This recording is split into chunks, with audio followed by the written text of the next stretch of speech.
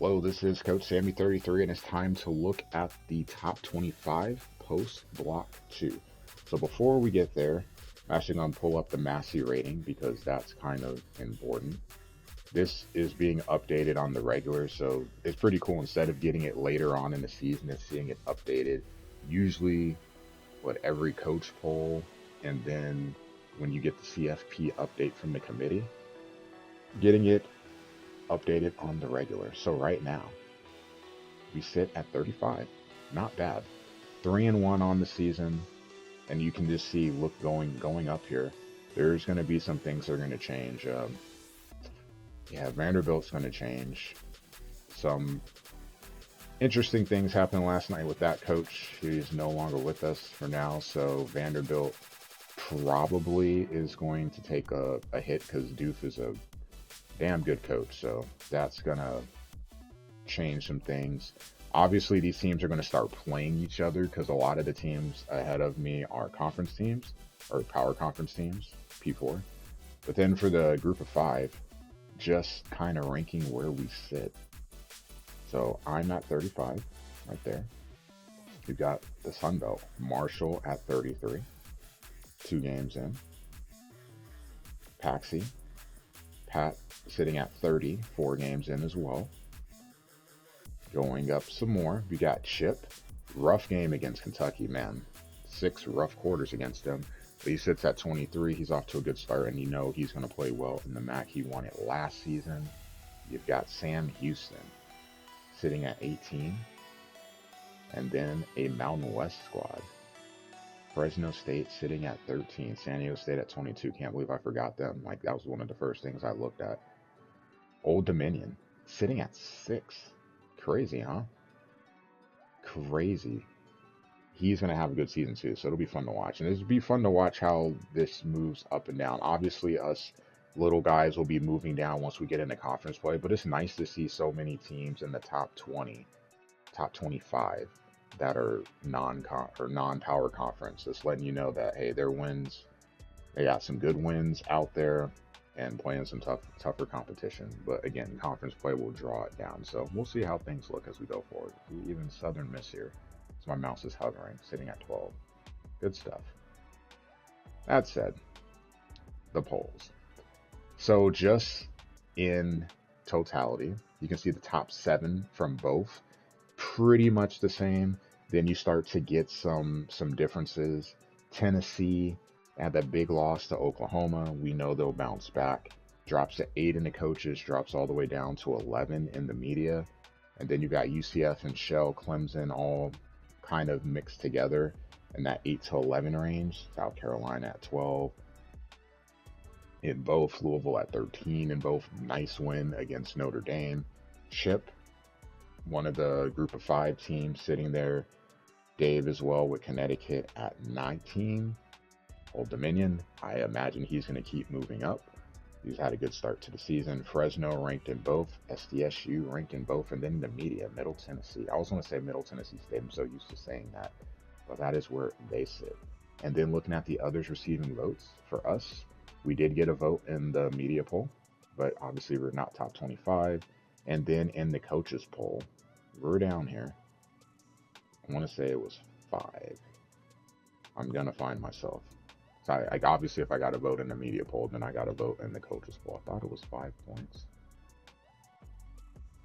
I don't want to control F it, but I should be 13 points. So we're here with Nebraska, sitting at 13 points. So a ways to go, obviously, to get up to 220 plus. But see where we lie. Looking at the media, the Oklahoma almost unanimously number 1. Oklahoma sitting at 2-1 in one poll.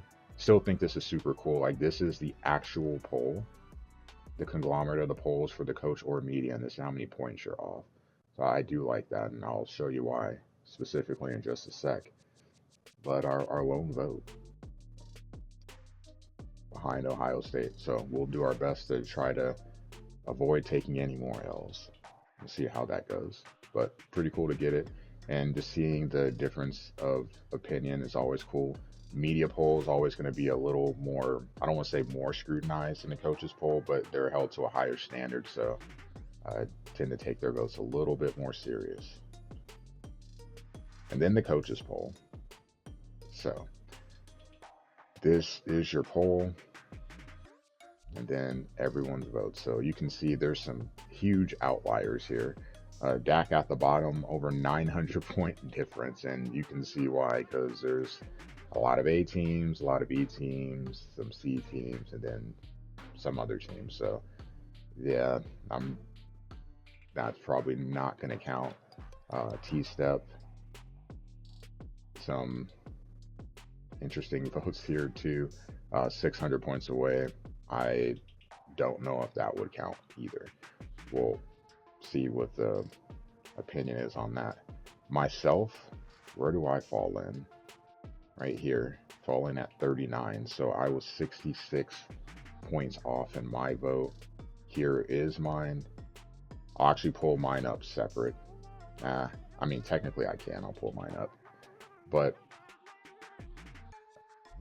that's kind of where we're at right now. It's not bad at all. Of course, there's always going to be some outliers. Got Iowa voted #1 here. Iowa's had a good start so far. LSU #1 here. Oklahoma State, they're getting a #1 vote. At least there's no Air Force votes. There is one thing I did want to see. I didn't get a chance to check earlier. Oklahoma here, right? So accidental Oklahoma State vote. I didn't see how many points Oklahoma had. Let's actually look that up real quick, because it's gonna happen. It's even if you're paying attention, it happens by accident. You meant to click Oklahoma, and then you end up hitting Okie State. Like, my bad. I'm sorry. It happens. I try not to let it happen, but we're humans. We all make mistakes. So where we got Oklahoma State at? Yeah, at least have 25. Yeah, 1 vote. So an accidental vote. And then specifically for me, can't go to poll vote. I have to go to archive, I believe. Poll vote. And then week 4. So here's mine. Oklahoma, undefeated, champ stays the same. LSU, I had him at #2. He stays the same. Florida, Colorado, Georgia, they all stayed. I only dropped Tennessee to 6. It was something that was talked about between me and someone else. I'll keep the name private, but I know it's a big loss against Oklahoma. But if anyone has seen me stream over the years, playing in a Madden league, there is a guy, Random Ghost. I don't know what it was. He was really good. He did win multiple championships. I never beat him. There's something to be said for constantly, that is your kryptonite.